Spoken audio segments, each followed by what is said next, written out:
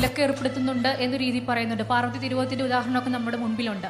ഇതൊരു യാഥാർത്ഥ്യമാണെന്നാണോ പൃഥ്വിരാജിന്റെ ഒരു അഭിപ്രായം? അത് മാത്രമല്ല, തുടക്കകാലത്ത് ചില പ്രോജക്റ്റുകൾ തടസ്സപ്പെട്ടിട്ടുണ്ടെന്നുള്ള രീതിയിലൊരു പ്രസ്താവന വന്നിട്ടുണ്ടെന്നാണ് എൻ്റെ ഒരു ഓർമ്മ. അതെ, പാർവതിക്ക് മുമ്പ് നിങ്ങൾക്ക് മുമ്പിലുള്ള ഉദാഹരണം ഞാനല്ലേ? ശരിയാണ്. ഒരിക്കലൊരു നിലപാടെടുത്തതിന്റെ പേരിൽ ഇതെന്താണെന്നറിയോ, നമ്മൾ ഈ നിരോധനം എന്ന് ഇതിനെ വിളിക്കുന്നത് തെറ്റാണ്. ബഹിഷ്കരണം എന്ന് പറയുന്ന ഓരോരുത്തരുടെയും പേഴ്സണൽ റൈറ്റ് ആണ്. നമുക്ക് എക്സസൈസ് ചെയ്യാൻ എല്ലാ അവകാശവുമുള്ള പേഴ്സണൽ റൈറ്റ് ആണ്. പക്ഷേ ഈ ബഹിഷ്കരണം എന്ന് പറയുന്നത് അതോറിറ്റേറിയൻ പൊസിഷൻസിലിരിക്കുന്ന ആൾക്കാരുടെ ഭാഗത്ത് നിന്ന് വരുമ്പോൾ അത് പലപ്പോഴും പ്രതിഫലിക്കുന്നത് നിരോധനമായിട്ടാണ്. അങ്ങനെ സംഭവിക്കുന്നുണ്ടെങ്കിൽ, ഇന്നും സംഘടിതമായ ഒരാളുടെ തൊഴിലവസരം നിഷേധിക്കപ്പെടുന്നുണ്ടെങ്കിൽ അതിനെ അഡ്രസ് ചെയ്യുക തന്നെ വേണം. അതിനെതിരെ നടപടികൾ ഉണ്ടാകണം. അങ്ങനെ ചെയ്യാനുള്ള അവകാശമോ അധികാരമോ ആർക്കുമില്ല. ഇതിനെയാണ് നിങ്ങൾ പവർ ഗ്രൂപ്പ് എന്ന് പറയുന്നതെങ്കിൽ ആ ഗ്രൂപ്പ് ഉണ്ടാകാൻ പാടില്ല മലയാള സിനിമയിൽ. ഇതാണ് യഥാർത്ഥ നിലപാട്. ഇങ്ങനെയാവണം ഓരോ യുവതലമുറയും. അദ്ദേഹത്തിനുണ്ടായ അനുഭവങ്ങൾ അദ്ദേഹം വ്യക്തമായിട്ട് തന്നെ പറഞ്ഞു. കാരണം ഒരുപാട് നാളുകൾ അദ്ദേഹം സിനിമയില്ലാതെ തിരിച്ച് പോകാൻ വരെ തുനിഞ്ഞ കുറേ കാലങ്ങളുണ്ടായിരുന്നു. അതും അദ്ദേഹം തന്നെ പറഞ്ഞു. ഒറ്റ ഒരു വാക്കിൻ്റെ പുറത്ത് അദ്ദേഹത്തിനെതിരെ ഒരുപാട് പ്രശ്നങ്ങൾ, അതായത് ഒരുപാട് സിനിമകൾ അദ്ദേഹത്തിന് ഒഴിവായിപ്പോയി. അങ്ങനെ കുറേ പ്രശ്നങ്ങൾ അദ്ദേഹത്തിനുണ്ടായി. ഇപ്പോൾ ഈ ആരോപണങ്ങൾ ഉന്നയിച്ചിരിക്കുന്ന നടിമാർ, അവർ ഒരുപാട് പേര് ആരോപണങ്ങളാണ് ഇപ്പോൾ ഉന്നയിച്ചിരിക്കുന്നത്. ഇപ്പോൾ മുകേഷിനെതിരെ, അതുപോലെ ബാബുരാജിനെതിരെ, അതുപോലെ തന്നെ ഇടവേള ബാബു, സിദ്ദീഖ്, അങ്ങനെ ഒരുപാട് പേര്. ഇനി ആരൊക്കെ പുറകെ, അതേപോലെ ജയസൂര്യ.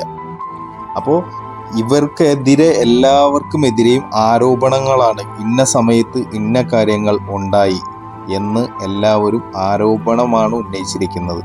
പക്ഷെ അതെല്ലാം കഴിഞ്ഞു പോയ കാര്യങ്ങളാണ്.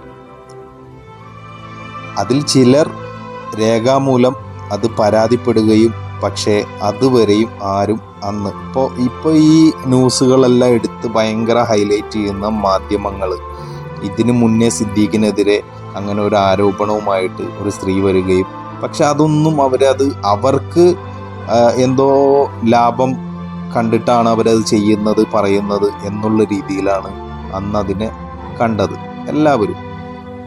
നാം എല്ലാവരും അറിയുന്നത്, ഈ എന്തൊരു കാര്യമാണെങ്കിലും അറിയുന്നത് സോഷ്യൽ മീഡിയ, അതായത് നമ്മുടെ മീഡിയ ചാനലുകൾ വഴിയാണ്. അപ്പോൾ അവരന്നത് ആ ന്യൂസിന് അത്രയ്ക്കൊരു വാല്യൂ കൊടുത്തില്ല. അതങ്ങനെ അങ്ങ് പോയി. വീണ്ടും അതേ നടി തന്നെയാണ് സിദ്ദീഖിനെതിരെ ഇങ്ങനെ ഒരു ആരോപണം വീണ്ടും ഉന്നയിച്ചിരിക്കുന്നത്. അപ്പോൾ അതുകൊണ്ട് സിദ്ദീഖ് അമ്മയിൽ നിന്ന് രാജിവെക്കുകയും ചെയ്തു. അടുത്തത് മുകേഷിനെ പറ്റി ഒരുപാട് പേരാണ് പറഞ്ഞേക്കുന്നത്, ഒരാളല്ല, ഒരുപാട് പേര് പറഞ്ഞേക്കുന്നു. പിന്നെ ഇടവേള ബാബു, തികച്ചും അയാൾ വിരലിൽ എണ്ണാവുന്ന സിനിമകളിൽ മാത്രം അഭിനയിച്ചിട്ടുള്ള ഒരു വ്യക്തിയാണ് ഈ ഇടവേള ബാബു. എന്നിട്ടും അമ്മ എന്ന് പറയുന്ന സംഘടനയുടെ ഒരു പ്രധാന ഘടകമായി അയാൾ മാറി. അപ്പോൾ അയാളെ ആവശ്യമുള്ള ഒരുപാട് പേര്, അല്ലെങ്കിൽ അയാൾ വഴി ഒരുപാട് പേർക്ക് ഒരുപാട് കാര്യങ്ങൾ നേടാനുണ്ട്. അതുകൊണ്ട് മാത്രമല്ലേ അയാൾ ഇപ്പോഴും ഈ അമ്മ എന്ന് പറയുന്ന സംഘടനയിൽ തുടക്കം മുതൽ അയാൾ ഇപ്പോഴും നിലനിൽക്കുന്നത്. അല്ലെങ്കിൽ ഇതിലും കൂടുതൽ വാല്യൂ ഉള്ള എത്ര പേരുണ്ട്. ഒരു ചെറുതായിട്ടൊരു ഉദാഹരണം പറയുകയാണെങ്കിൽ ലാൽവു അലക്സ്, അദ്ദേഹം എന്തെങ്കിലും മോശമാണോ? അദ്ദേഹത്തിനെ വരെയും ചവിട്ടി ഒരു ഇതിൽ നിർത്തിയിരിക്കുന്ന ഒരു സാഹചര്യമാണിത്. അപ്പോൾ നമ്മൾ മനസ്സിലാക്കേണ്ട ഒരു കാര്യം, ഈ സിനിമാ മേഖല മുഴുവൻ ഈ ഒരു ആരോപണവുമായി മൊത്തം നമ്മൾ മലയാളികൾക്ക് വരെ നാണക്കേട് ഉണ്ടാവുന്ന രീതിയിലാണ് ഇപ്പോൾ മലയാള സിനിമയുടെ ഇപ്പോഴത്തെ സാഹചര്യം.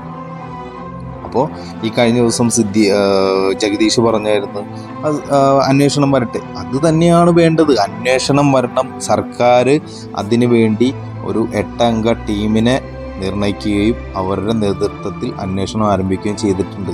കുറ്റവാളികൾ ആരാണെങ്കിലും ഇനി എത്ര പേര് ഇതിന് പുറകെ പേരുകൾ വരാനുണ്ടെന്ന് ആർക്കും അറിയില്ല. ഇനി ആരൊക്കെ ഇത് പരാതിയുമായിട്ട് വരാനുണ്ടെന്നും അറിയില്ല. അതിങ്ങനെ ഓരോ ദിവസവും കൂടിക്കൊണ്ടിരിക്കുകയാണ്. ഇപ്പം ഇത്രയും പേരുടെ പേരുകളാണ് പുറത്തു വന്നിരിക്കുന്നത്.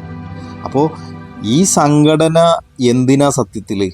ഇതിൽ ഇപ്പം നിൽക്കുന്ന എല്ലാവരെയും മാറ്റുക, അതല്ലേ വേണ്ടത് ശരിക്കും.